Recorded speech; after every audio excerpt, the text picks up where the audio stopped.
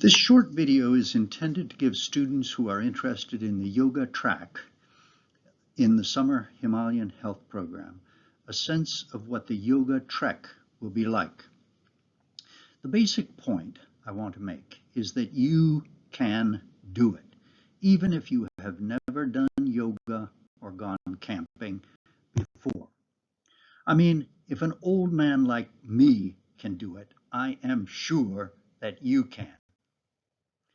The yoga trek is a glamping expedition. No one is expected to have any camping or backpacking experience.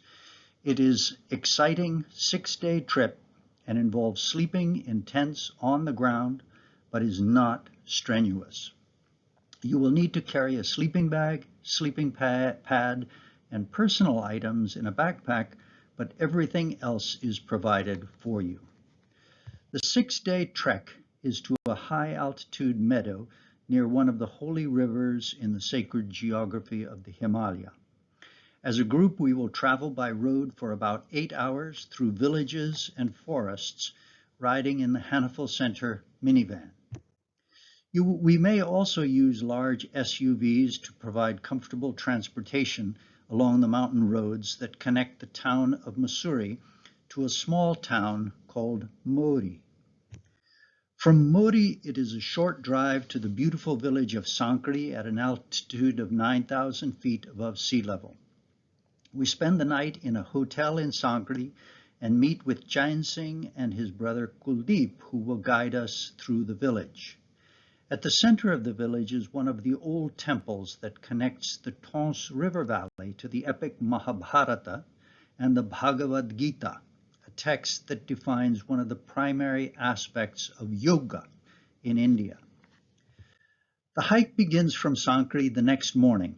This is a glamping trip that is fully supported with guides, camp cooks, and transportation. All you need to do is carry a backpack.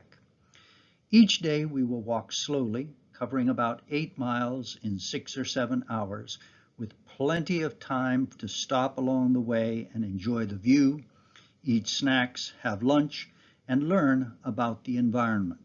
The trail passes through beautiful old villages such as Osla.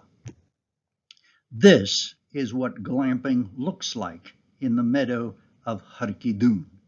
In the mythology of the Mahabharata, this is where the Pandava brothers ascended to heaven after the epic battle of the Mahabharata.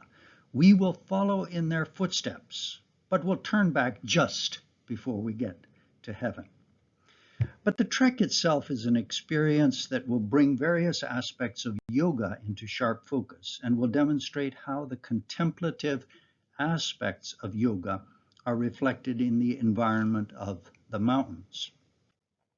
The Himalaya mountains represent the possibility of transcendence. Their sublime majesty has been a source of inspiration for philosophers to contemplate how the landscape of our consciousness reflects the possibility of enlightenment. We will probably stop short of enlightenment, but who knows? In any case, you get the picture. While camping along the banks of one of the sacred streams that is the source of the Tons River, we will be able to engage in the practice of postural yoga, performing asana and doing breathing exercises called pranayama. Breathing exercises at an altitude of about 11,000 feet above sea level will give you a good sense of what thin, pure air can do for your state of mind. And even though yoga is said to be something that world renouncers should do in isolated caves in the mountains, the whole point of our yoga trek is to learn about that while connecting ourselves to one another with bonds of everlasting friendship and mutual understanding. So come along for the experience of a lifetime.